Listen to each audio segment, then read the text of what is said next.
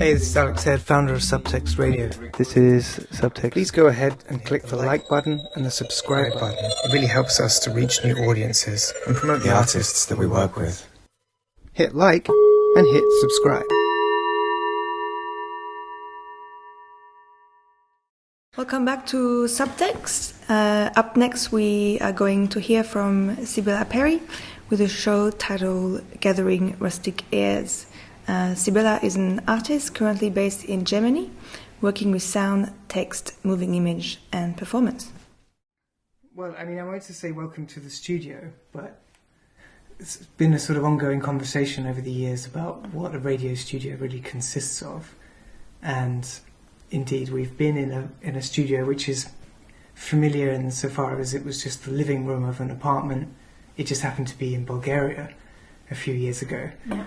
And obviously Subtext knows your work from a number of different iterations, not least the Adata Air, where we were recording a series of activities and strategies which you set up for the Adata Island in Plovdiv. Yeah. But let's say that we're in the studio again now. Welcome to the studio. Thanks. Sybella It's nice Perry. to be back. Yeah. This show is made of material from this publication. It's not everything that's in the book in detail. Mm-hmm. In terms of all the text, it's just selected parts, and also the structure is different to the structure of the book in a way. And it's not the record from beginning to end. It kind of dips in and out of bits, and some bits are actually like the extended full recording where I've only taken a sample of it and that kind of thing. I see. So it's a bit more kind of like, some parts of it are more kind of expansions from the record, and then more details or selected parts from the text in the book. Yeah. So then, yeah, I was going to say that seems to fit quite well to kind of the content and the way that you've approached your different subjects anyhow, in terms of like, in a way it's a version. Yeah. Okay.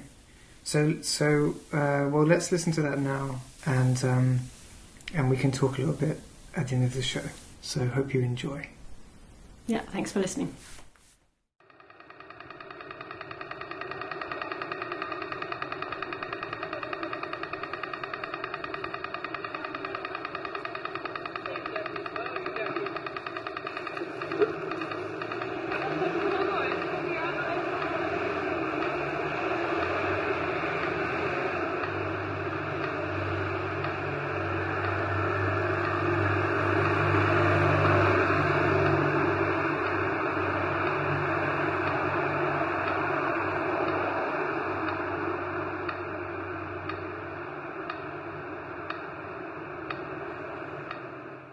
When I enter a different landscape, a foreign country, a new place, the first thing that leaves an impression on me is how the trees stand. They become a defining feature, to which I compare all trees from past encounters, flicking through a mental catalogue of trees from elsewhere. Are the trees here more or less like the trees there? What is the likeness? What sets them apart? Do shades of green play their part?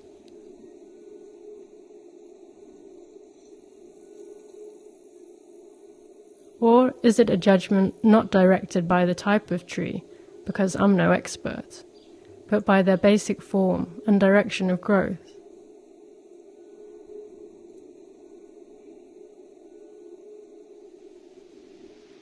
In these parts, the land is low.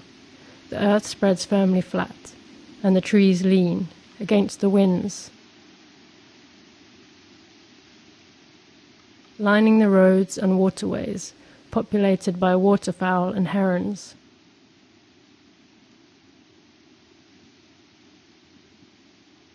I'm on my way to a port in the Netherlands. The view from the train is my first encounter with this place, and although there are other factors that make this a departure from the familiar,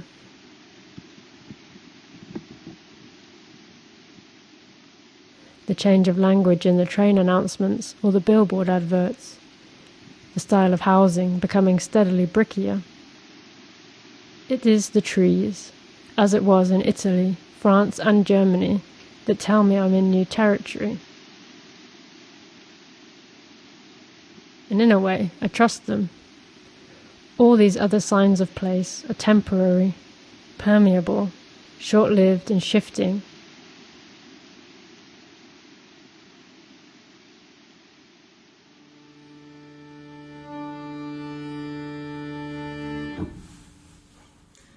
That tune is... The fits come on me now. The fits come on me now. Yes. I'm going to see if I can find one in G, darling, that's actually in G. That says it's in G, but it's not.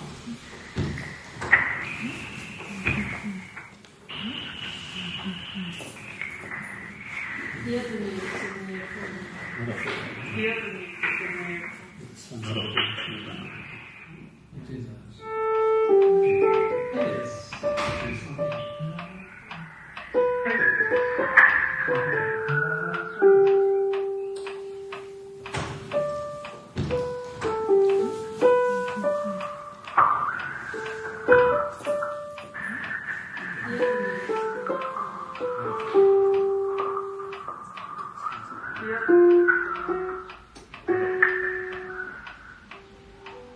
A materiality of unfolding transformation is described by Deleuze and Guattari as vital, energetic and life-sustaining, exemplified by the process of making metal from minerals and comparable to making music. As here too, like the rigid matter and form of metal turns into a fluid state, sound flows in continuous development and continual variation. What appeals to me about this concept is that it distinguishes music as having a particular type of materiality, and then uses the characteristics of this materiality as a philosophical tool. How might the vitality or living quality of music making, or sounding for that matter, which enables continual change and transformation, be applied to thinking and consciousness? One way might be to consider this liveliness and unpredictability as a way of moving away from empirical and rational thoughts towards the potential of more effective and variable, stretchy and accommodating ways of thinking, where changes of state that run across the space-time axis offer the potential for new compositions, new concepts and models to take place.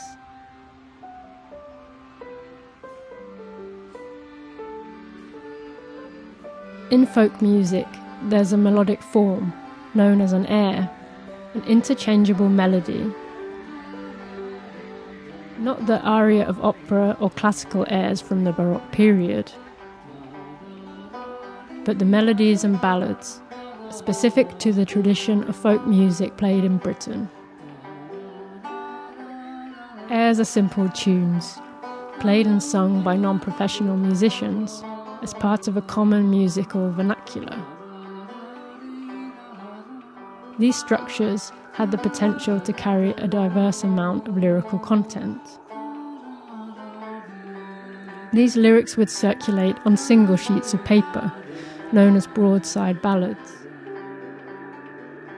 Cheap and easily mass-printable like newspaper, the air would be indicated at the top of the page, and the lyrical content would be presented in a long column underneath, usually beside a woodcut. What holds my interest is that these tunes were interchangeable. The lives of these melodies were not singular or static.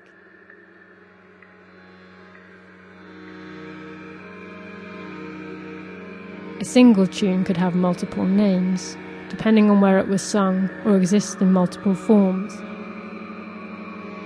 Various arrangements arose due to musical ability, human error, local dialects, or fashionable playing styles. The tune was the way news was carried between people in towns, cities, and rural places.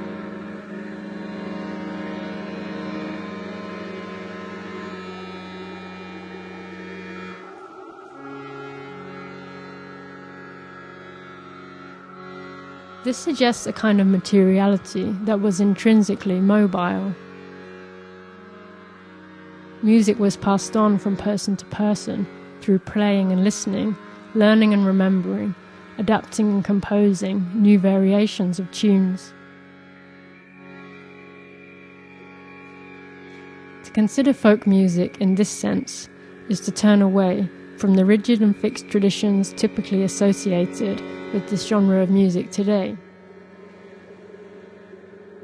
Instead, the music was undergoing perpetual change as it came into contact and touched the lives of various people, times, and places.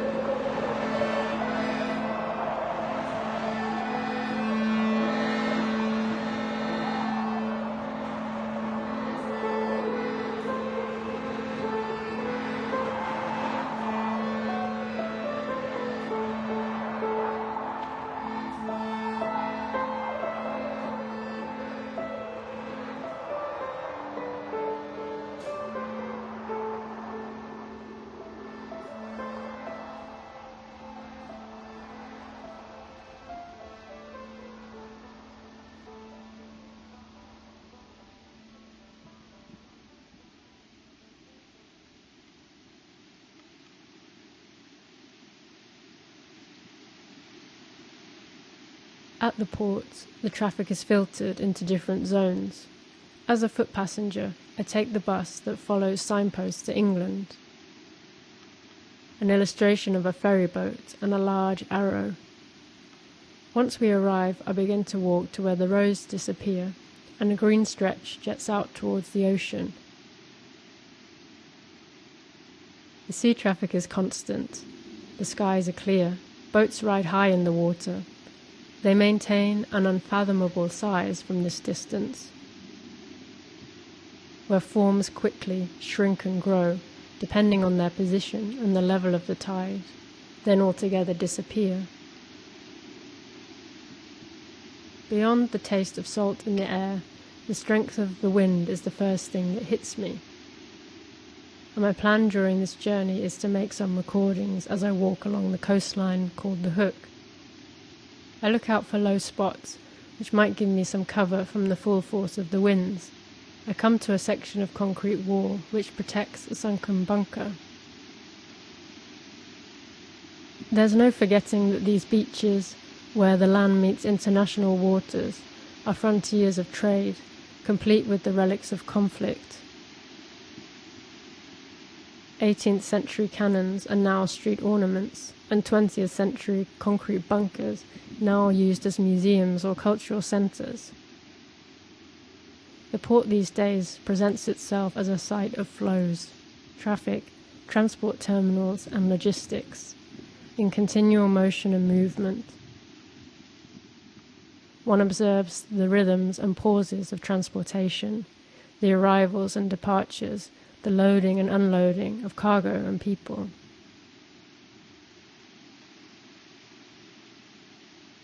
Behind the bunker, the dunes sink, the wind now only carried over the uppermost branches of a group of trees. The word port comes from a Latin verb, and it means to carry. What is carried over here? What sounds enter my microphone, and what sounds will I leave behind me? I'm making most of my journey on foot and public transports.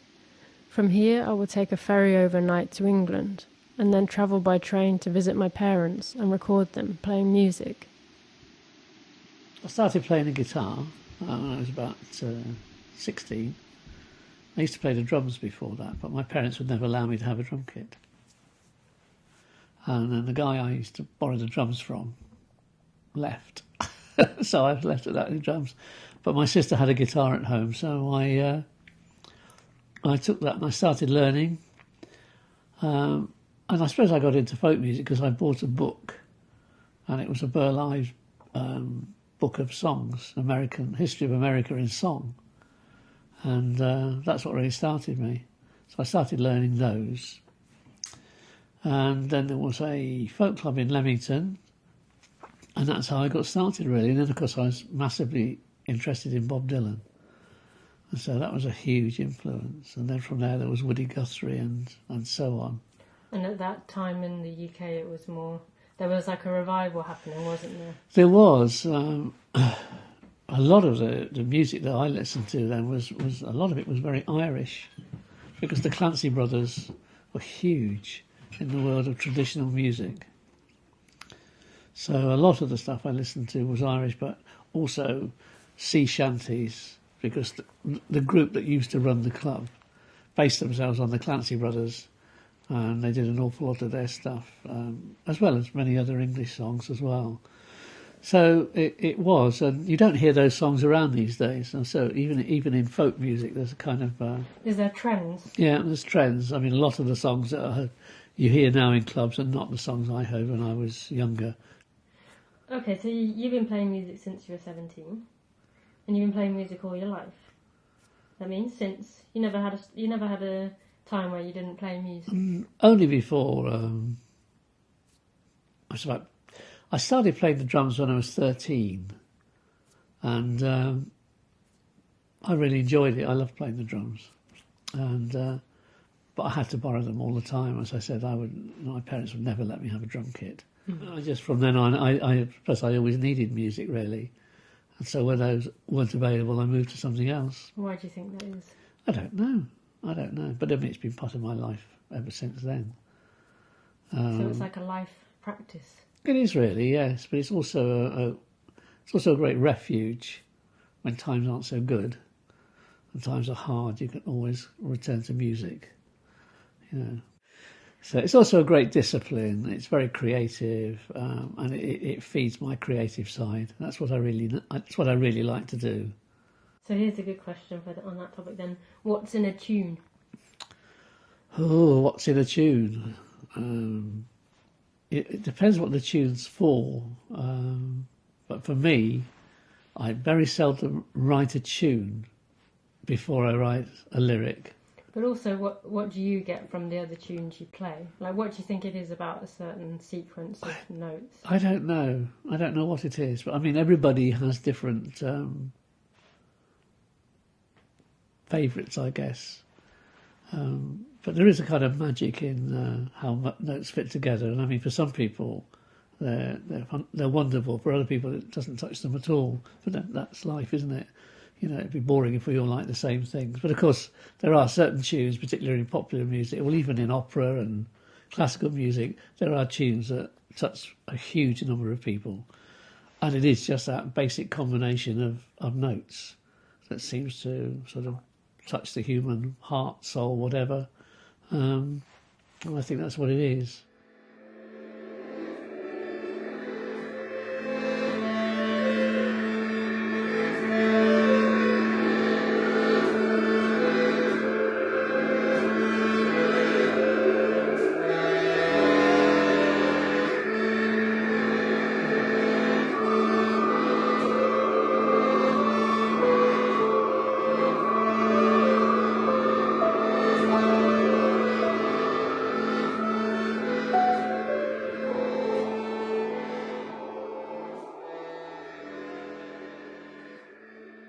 Another form of rustic pipe that pleased me was a sort of oboe.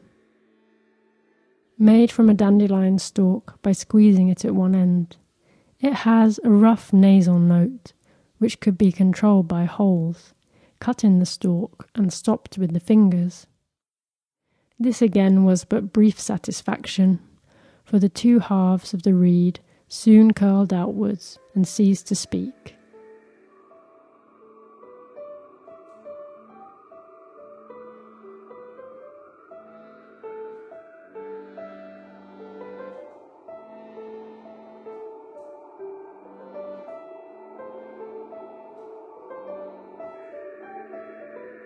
In Rustic Sounds and Other Studies, published in 1917, Francis Darwin, the son of Charles Darwin, a natural scientist and folk musician, describes the atmosphere of the countryside at the turn of the 20th century.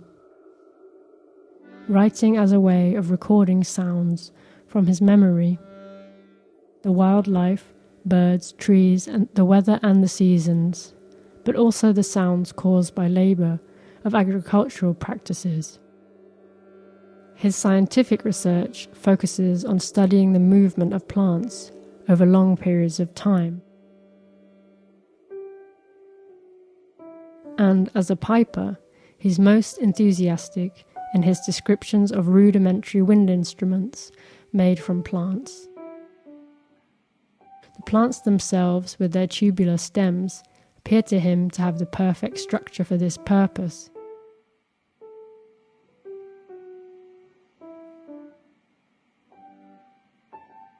The term rustic is used in this sense to refer not only to the countryside, but to describe a form or quality which is considered crude or provisional. The way something is made or pulled together for the needs of the present, with no particular regard to aesthetics. Makeshift structures that have meaning only for the duration of fleeting events. Their very form and materialization is, in fact, a tune for these situations. Materials bound together in bundles with rope or twine, simply for the ease of carrying them over long distances. Pop-up covers to give shade from the sun, shelter from the rain, or a break from the winds. These compositions come together and then quickly disappear. They're made from materials that become part of ad hoc constructions to suit the purpose of daily life routines, or sometimes to meet the needs of spontaneous events.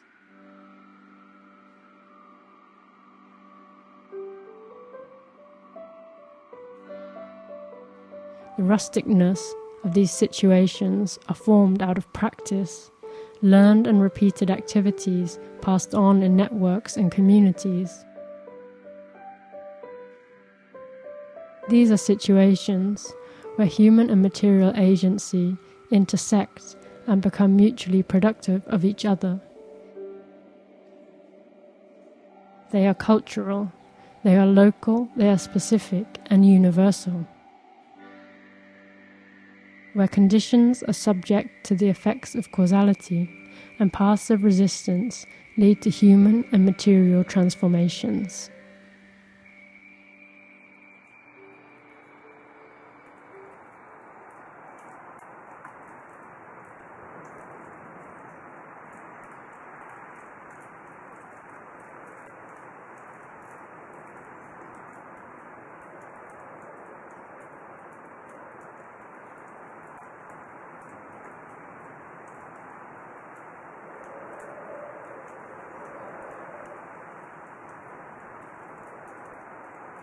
The distinction between the two ports could not be more contrasting.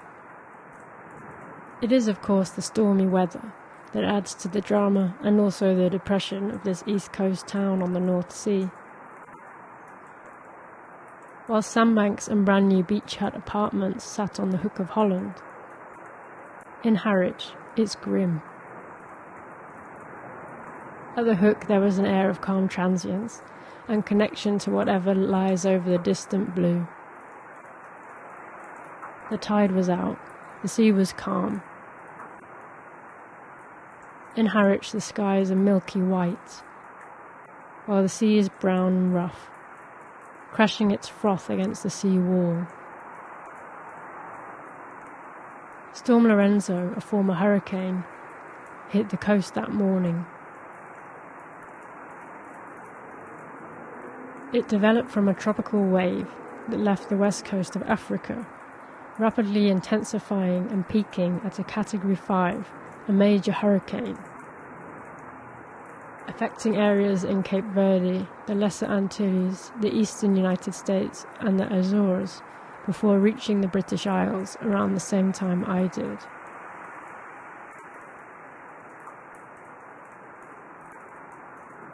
For months now I've been travelling to England to make recordings with my parents. They live between two large towns with lots of shops, a market square, listed buildings and public gardens. Around these bustling centres are fields and villages, undulating stretches of green, winding lanes with wild flowers and rugged trees. Village life in England is quite alien to me, but we started making the recordings in a local village hall. Even if you're not from the village, they sometimes let you hire the hall. The village is outside the town where I went to school. I used to walk part of the route daily. In recent years, we began driving this way, preferring to take the scenic route through the country lanes to visit my mum at a rehabilitation centre on the edge of town. I asked my dad to stop one day at the hall. I got out the car, looked through the large windows, and saw an upright piano, covered with a green and yellow rug. My mum had shown an interest in playing the piano again while recovering from an accident.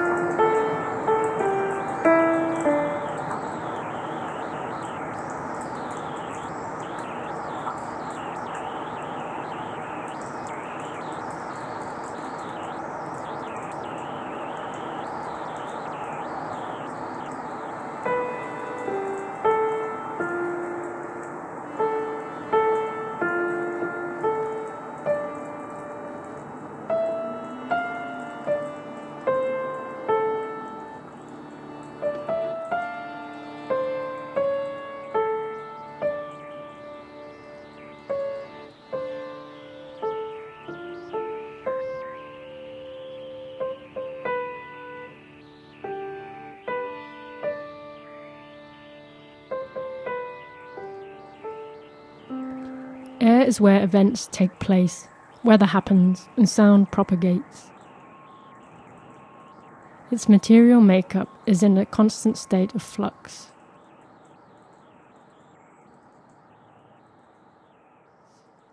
Where rain clouds form, lightning strikes and snow falls, where communication signals are sent and received. Infections spread, and sound travels and decays.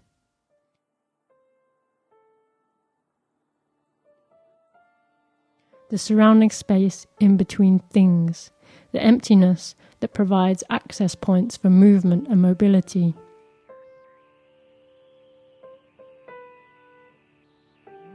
Variable in temperature and texture, thick, thin, hot, cold, dry and damp. In some regions it tastes like salt and carries pungent odours. Composed of gases, oxygen, nitrogen and carbon dioxide. This mixture is necessary for life to exist, and also over time what causes some materials to perish and decompose.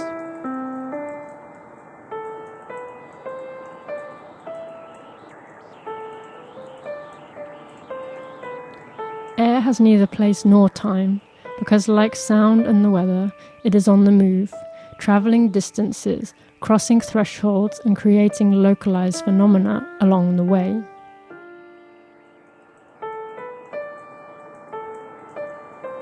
Without a stretch of the imagination, I can situate the physical, emotional and affective capabilities of sound and music with the weather.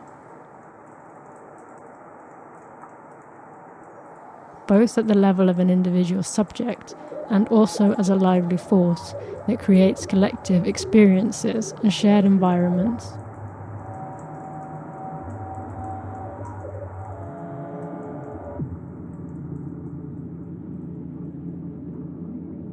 So how do we perceive the air? A waft of odour, a subtle change in body temperature, the movement of leaves in the trees? A rippling vibration across a glassy surface of water, the ability to breathe deeply.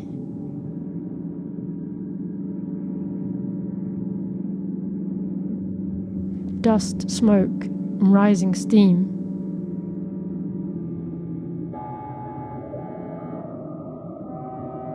Sound is heard through the air, and we hear the sound of air meeting resistance in the world of materials as the wind blows across the world's surface.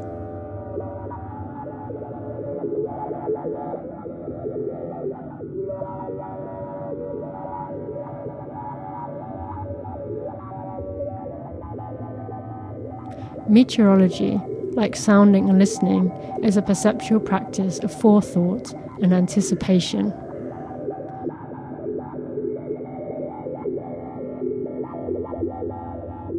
What might an unexpected encounter with a weather phenomenon reveal?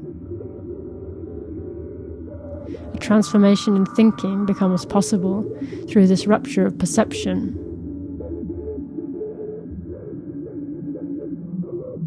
The term that describes this concept so clearly is sea change.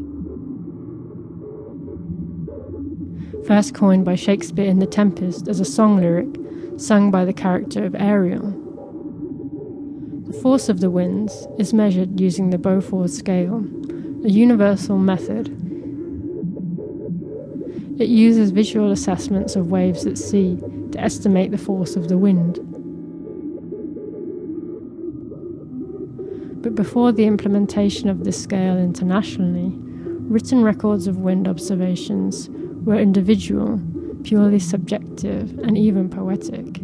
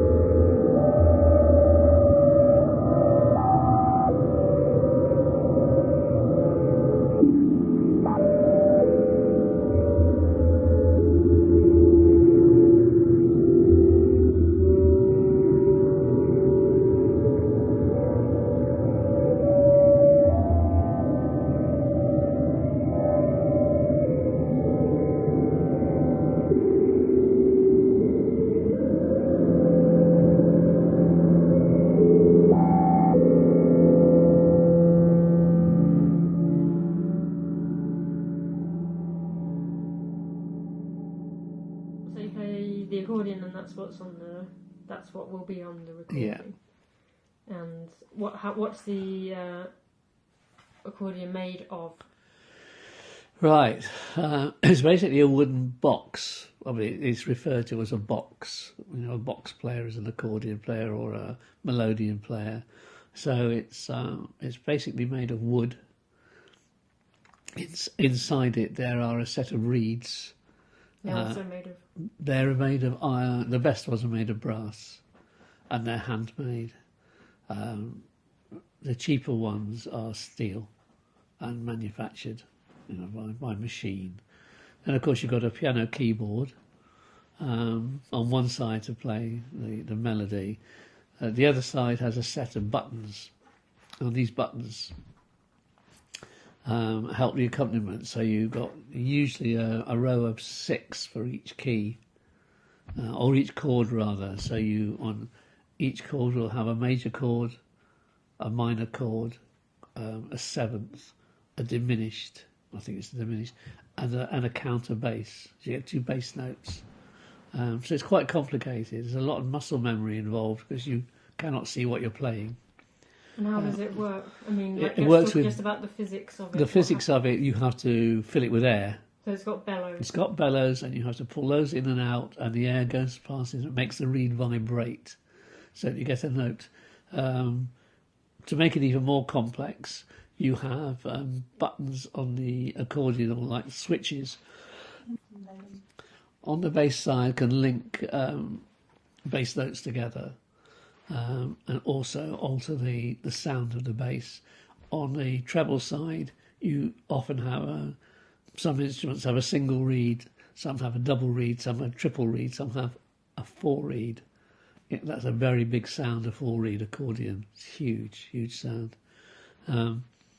So you could set the button so you play through 1, 2, 3, or 4 reeds. I mean, the one I play's got 1 or 2 reeds. And we normally play with 2 reeds and sometimes just with the 1. So they're quite complicated instruments. A lot of pipe work inside an accordion, masses of pipe work. You need to be a bit of an engineer to sort an accordion out in terms of. So really, it's a wind instrument. It's a wind instrument. Is it considered a wind instrument? I assume it's considered a wind instrument by the people who consider it to be an instrument.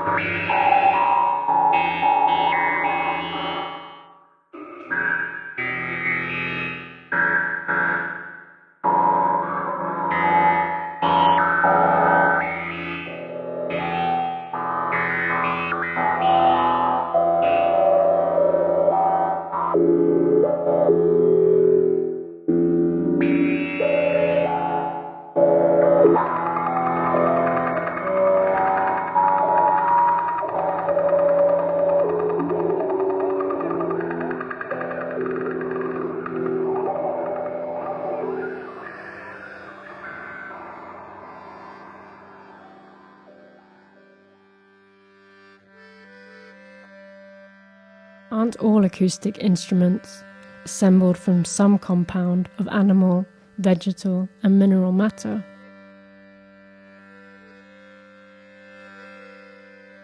I want to deconstruct the assemblage required for making instrumental music.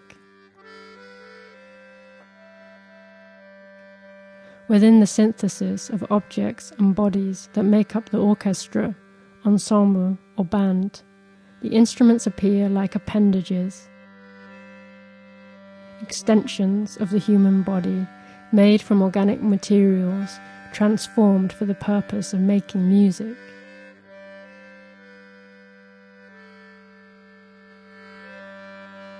the fashioning of instruments to make, well, instruments, forging minerals, smoothing out hollows and gathering tensions. Where a fleshy windpipe meets one made of metal.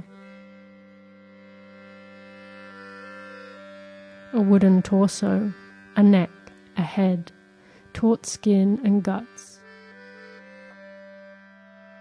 Where Schrager lines touch fingers, bodies made to be held, blown, knocked, struck, stroked and plucked.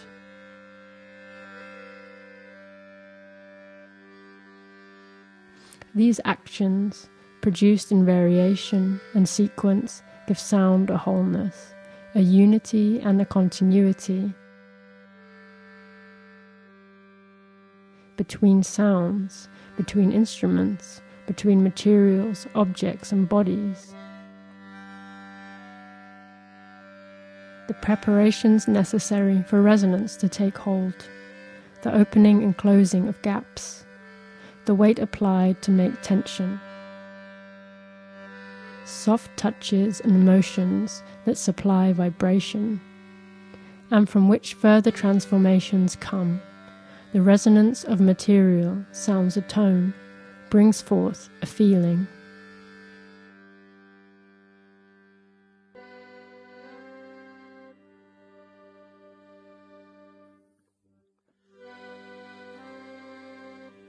The assemblage is a concept used to describe a complex organization of human and non-human actants working together to produce effects.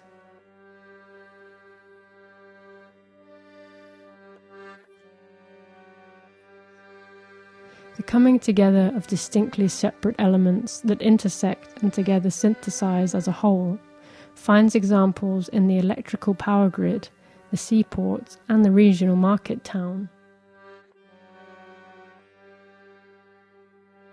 The factors of intersubjectivity and the distribution of a kind of causal energy throughout this ad hoc network of things is central to the idea and crucial for its function.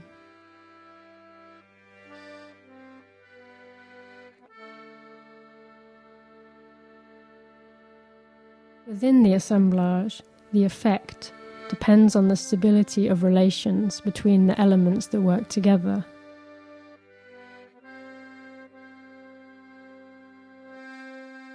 Perhaps generally it's possible to produce the effect intended, and other times it's not.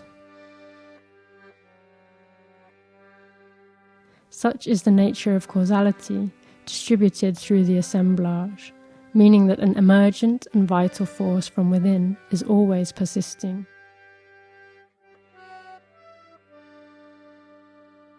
With sometimes unpredictable effects. What's the origin of some of those tunes then? Well, some of those are ancient. They're so old, and a lot of them are Morris dancing tunes. And there are some in there that you're not supposed to perform unless it's a particular time of year. If you were sort of very strict about it, you know, there's a set of songs in there that there's the Rochdale songs, and I don't think you're supposed to perform those anywhere else.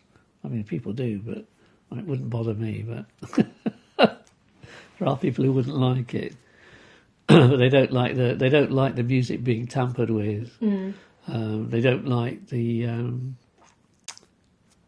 tunes being changed. I mean, I've got one I play which I change from major to minor and slow it right down. Well, that I don't think will go down very well in some places. That's something that I find kind of funny, because if you think a bit more about some of the origins of the music, whereas at the time it would have been, of course, it would have been probably played on particular instruments that were available, and that people played, like fiddle is one of them, of course, and like a pipe and a drum or something. Yes, there wouldn't have been guitars and things in those days. You see, you'd have had a fiddler probably. Yeah, but they also probably when the tunes were being performed originally, there was probably a bit more openness to change or flexibility or adaptation or things being played differently or sung differently than there is today, wouldn't you think? Yes. But it wouldn't be as rigid as the way people conceive of it today. If you get a chance to listen to the Mellstock Band, now they play early instruments and they play traditional music on instruments that would have been used to play traditional music on. You know, the forerunners of the clarinet and so on. And they would have been jobbing instruments really in a village. There would have been people who played those because they used to play for the church services until the Victorians came and put organs in, and they took all the kind of heart out of it really, because they did not like the lively tunes that these village people played. That's the word that you've hit on, the word that I'm interested in for my diploma now, is lively. Yeah. What do you think it is about folk music particularly that's kind of lively? Because it could be dead completely, couldn't it, by now? Well, it could, but it I suppose it lives on because people like the tunes. And I mean, when you think that people wrote these songs, and most of them, I couldn't read a note of music. They probably couldn't even read or write. But they wrote from their own experiences and made songs up from their own experience, and you get some absolutely phenomenal tunes, and nobody knows who wrote them.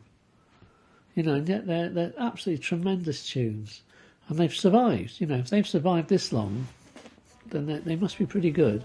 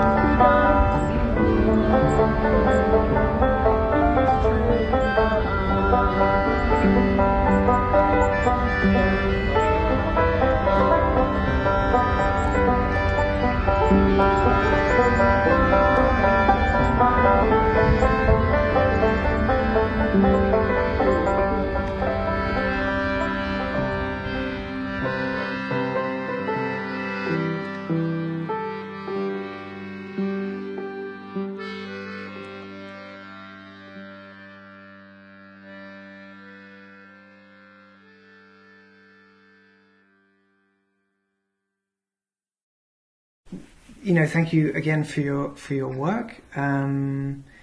I wanted to ask just at the beginning, where can people pick up a copy of Rustic Airs? Okay, thanks. Yeah, so Rustic Airs is a publication that I produced this year in collaboration with two different kind of organisations. One is a publishing collective called Atlas Proyectos, and they have released the book, so they designed the book, and you can find it on their website, and also it's distributed through Anagram Books. And then the record has been released by Hideous Replica. That's a small label in the UK, in Norwich now, actually. Right. They've moved from London to Norwich, and so you can it's their most recent release, and you can find it on hideousreplica.co.uk or their Bandcamp page. And actually, they've got a really interesting small group of artists that they release works from, and they also do events and stuff like that. Great, thank you. I strongly recommend it. It's an incredibly beautiful publication. I've had some time with it this week.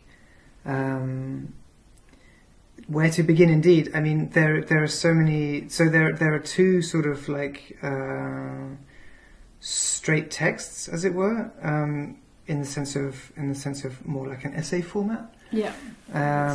And there is conversation, a really like a kind of very sort of, I would say, revealing exchange perhaps between the characters, who are yourself and your dad and your mum. Yeah.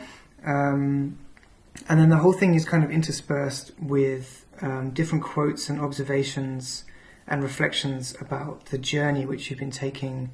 It's particularly embedded within the landscape, this project. So maybe to start, maybe you could talk a little bit just about the practical or the kind of geographic stretch that it's kind of encompassing.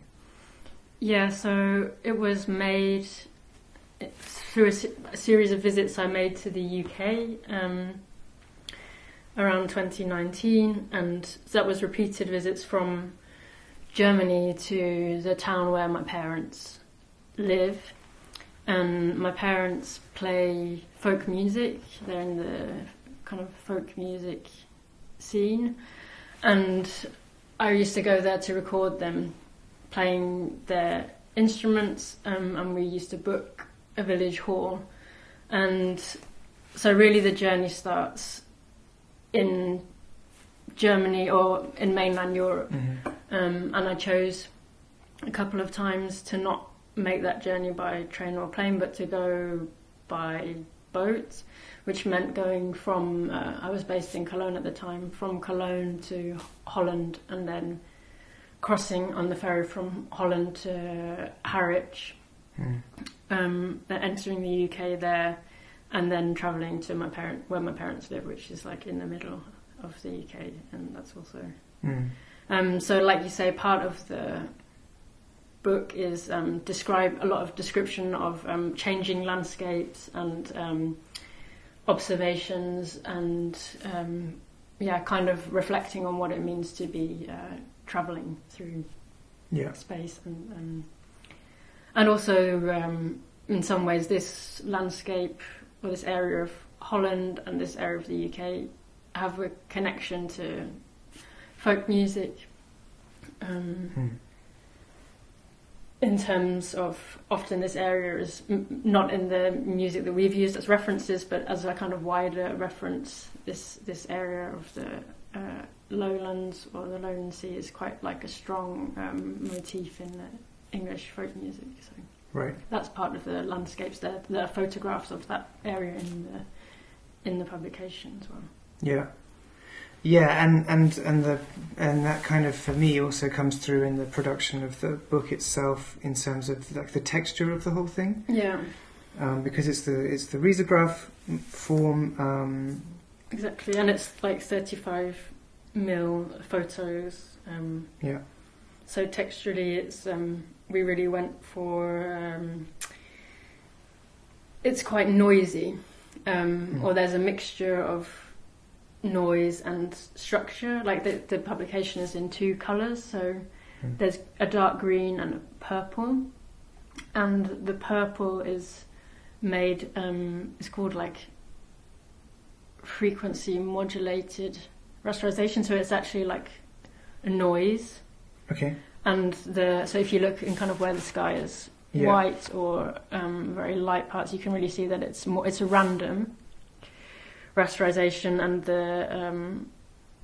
the green is more of a grid. Okay.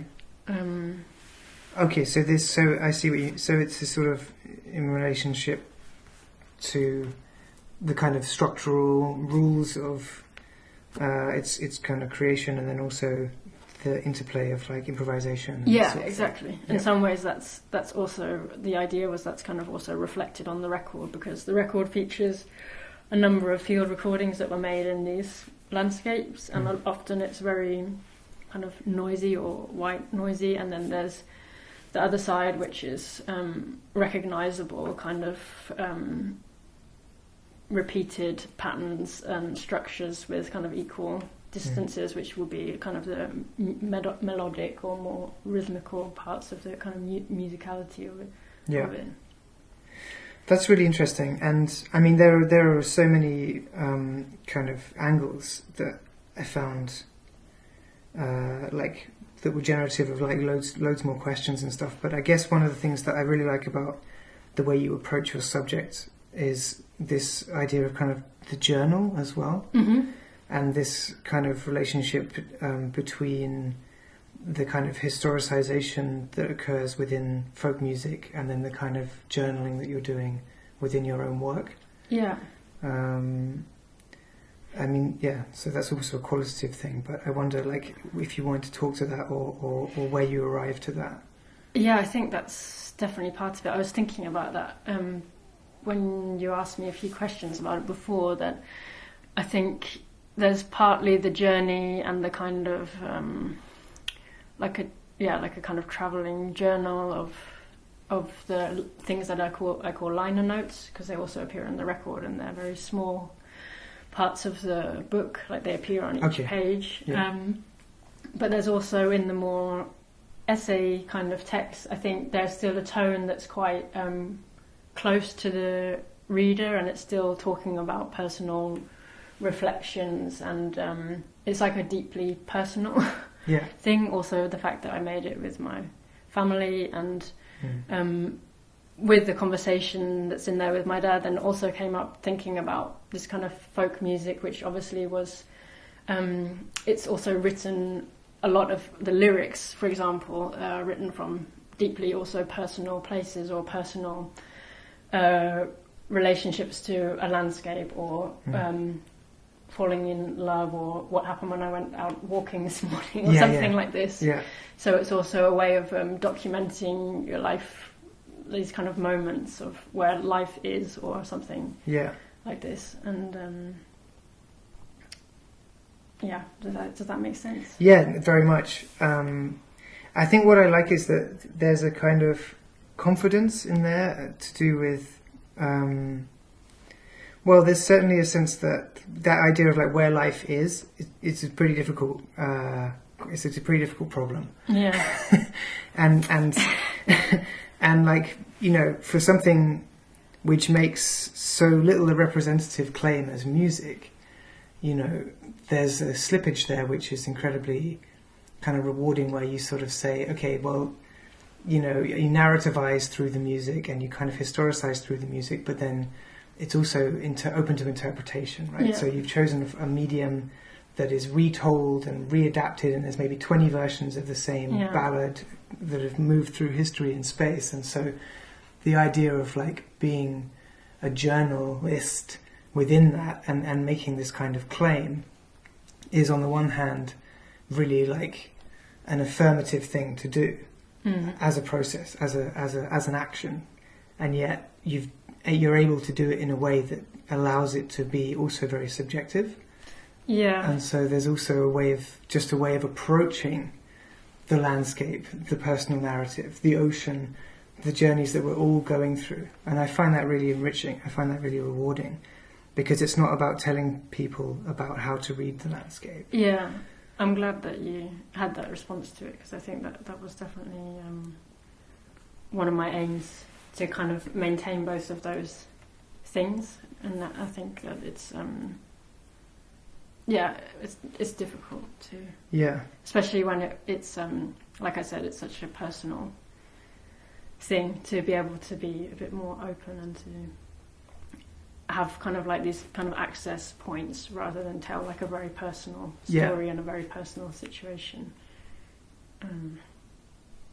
And how did you kind of I guess I'm interested because I know a little bit about your practice and stuff, and your work in the last couple of years, but how did you reach the point where you decided to finish and realise the project? Because that's always a difficult decision. Yeah, that was really hard. It was a little bit time constrained. Yeah. But also it had been going on for so long. And to be honest, I have so much material. And in some ways it was... it's always a question, right, also of duration. Or when you're making something like a book or a record, or how long it should be, or what's fitting. And this is relatively short, I would say. The texts are quite short. The essay is also... the record is also relatively short. It's only just over 20 minutes. It could have been double the length. But I think it was also... it felt about time to really put everything together, because it had been some years, and also it felt because it's such a deeply personal thing. I think it also felt about time to do this so that I can move on. It's and also it helped me a lot working with Gonzalo and Nuno from Atlas Projectors, because really I was lucky that I had got the record and all the recording done and sent off kind of in December, I think, to be mastered, and then in January already to be printed, to press the vinyl. And then I had some time here with all this material, like the photographs and the text. And Gonzalo is also in Berlin, so we really had time to focus in on it. Yeah. And he is someone that's also always traveling all the time, and at that point he couldn't go anywhere.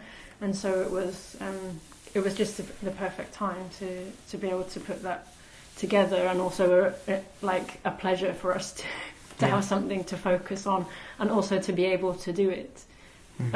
Because I made this as part of a course that I was doing. It was the final kind of project. And this is what came out of it. And so a lot of people who were in a similar kind of stage as me weren't able to do anything that they had planned.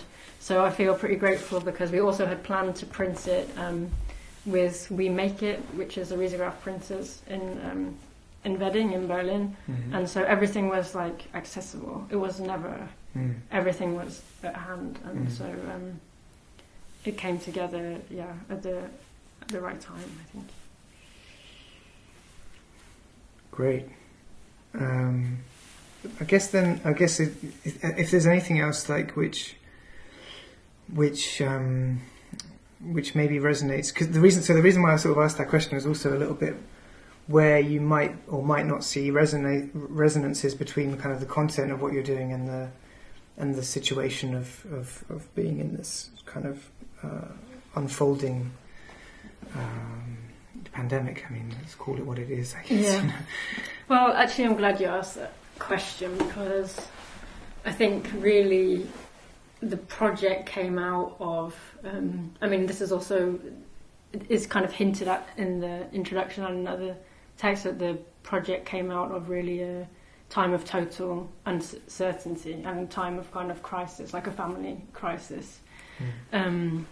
And that's why I went back to the UK so often and started to record with my parents, because I thought I really have to be there and I have to finish my course. And I had already started recording just for my own enjoyment. So then I thought, okay, well, why can't I put something together? Yeah. And And so it really also came out of a lot of this idea of how to deal with uncertain situations. Yeah. And how to deal with that kind of emotionally and psychologically, and in a way it was good training for what was coming next. Yeah. And I think that part of the book is about being open to that, is about the kind of the certainty of uncertainty cropping up. Absolutely. And how you deal with that and being open to it, and that's and then there being, of course, many possible outcomes or many possible things that may turn of events kind of thing. So I think in that way, working on this did help also to have a focus at that time of uncertainty, but also the project kind of came out of this time, like how to deal with a kind of crisis, and also the movement. I mean, that's also the thing that struck me, is that because you're travelling by land, it totally changes the idea of. I mean, it's always been the case that when we travel by land or by sea, we have to acknowledge the actual distances which are involved. And it's not like it would have been impossible to fly. We've all flown a bit during Corona, but actually doing it by land, it seems to me that it contributed a great deal in terms of being able to sort of consider and meditate on that, on what freedom of movement or non-freedom of movement comes with, or isn't always. I think that's true, and I think also for me it was also the first time although I travelled by ferry definitely before, but it was the first time in a long time that I'd been in like a port situation. So even before, when I made those trips, when I was in the kind of ports in Holland and the UK, I had all of these things kind of in my mind also, with the inevitable Brexit and a lot of the kind of politics around immigration in the UK, and and then of course we were in a situation where those zones have totally different meaning during the pandemic, and there's kind of like they're like little stress points. Yeah, like the stress points, and also the little kind of contradictions. Like I remember you write about the wake up call on the ferry is don't worry, be happy. Yeah. Which has always been the most spooky it's really choice. It's very creepy. Yeah. It's also like a little bit kind of like, because of course everybody is nervous. I mean, I think everybody is nervous if you're travelling by ship, but overnight even if it's huge. So when you do wake up, you're kind of like, oh, we made it. Yeah. Yeah. And that was really, really creepy. And also when you travel a lot, I think it's also one thing to be a kind of lone traveller, and there were a lot of other people on their own as well. Mm-hmm. And so you notice all these things, and you don't really have anybody to say, oh, that's weird. Yeah. Yeah. Weird. So you kind of carry it around with you for a bit longer than maybe you normally Yeah. I thought it was interesting that the first thing you asked was about familiarity. Yeah, sure. So then. So I think that was. So maybe why did that come up for you? I mean. Yeah, and so my experience of reading the conversation with your dad primarily was a sense of like familiarity in the voice. So I don't really know. I'm not very good at speaking about language per se. In the same way that I don't really have the language to speak about music, really, either, I feel. But reading it without paying super close attention to who was speaking, what I found was that there was this kind of mixture of the two voices, but they became very familiar, as in I wasn't really sure who was speaking, and it didn't really matter too much. Yeah. So it kind of blended together. I think that's really interesting, because for me it felt so separate, like that me and my dad were really in different positions, and really like I'm not he's been doing folk music since he was 16, and now he's like 73, and he's really in this world, and I'm not. Like, it's very, I know a little bit, but only through him, and I can enjoy listening to it, but I'm not in it. And so I feel like for me it was very separate, and I was the one asking questions, and he was giving long answers. But it's really interesting that you say that, because of course the way that I talk, or my tonality and that kind of thing, I mean, I learned to talk through listening to my dad talk. I mean, it's and all of that are things I've been thinking about quite a lot. I mean, I made another piece with my sister where I'd written some poems, and I read them aloud, and then I got her to not listen to me, but to just read them aloud, and made a recording. And we sound so similar. And then I had me on the right channel and her on the left, and this. Cool. So I've been thinking about this idea quite a lot, about kind of familiarity and the voice. So it's interesting that you pick it up with my dad, because I had no idea. No idea it's there, but it probably is there. Yeah, and it's like relatively objective. You know, I was literally just reading it, and then I realised after a few pages that I was like, oh, I haven't been following, and it hasn't been apparent. Yeah. Who is speaking, as it were, in this moment. But there's something else there which I also found really, really interesting in the text, in more like the essay text, which is this idea of cultural evolution, which I've been really interested in any case. And if you think about, you know, the music that you're discussing, there's obviously a sort of like pattern of repetition and variation. Yeah.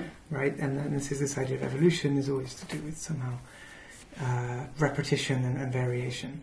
And so, you know, if you then even bring that into the realm of like your own family, where you are, as it were, like genetically a replicant with a variation on your dad, exactly. But it's like the vocal cords, the tonality, the language, the context. Yeah.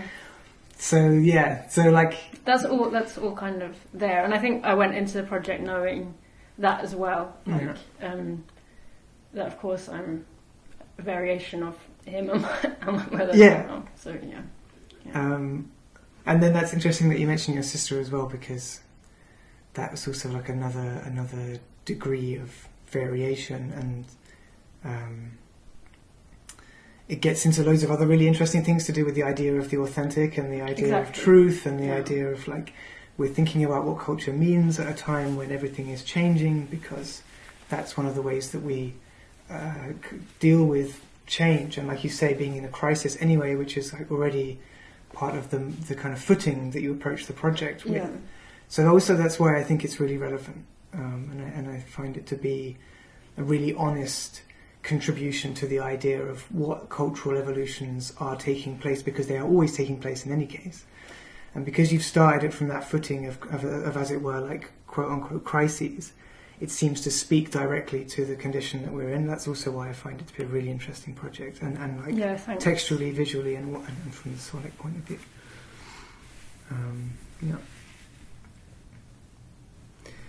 Yeah, it's kind of, you know, it's really important that we have artists that are making stuff in this time. And that's been apparent in the pandemic, when you see that people need culture. We're really starved of it. Oh, actually, you really see how starved we are without the pandemic. Absolutely. And then you really feel that in those times you really need it. And I also remember that from the situation of, the kind of huge change that we experienced within my family due to an accident that my mum had, was that we really needed then, like, you know, some kind of cultural thing would affect you hugely, like the music in the taxi on the way to the hospital or something like that. Like you really, you need it to kind of accompany you through what you're experiencing. And people tend to, when there isn't that urgency around, people tend to maybe put it to one side or just enjoy it as like a pleasure or a kind of leisure or indulgence. But you realise how kind of vital it is. Yeah. Okay, well, thank you so much for being here and for sharing the process and the thoughts behind your work. It's been a real pleasure, thank you. Yeah. I'm looking forward to more in the new year. Subtext.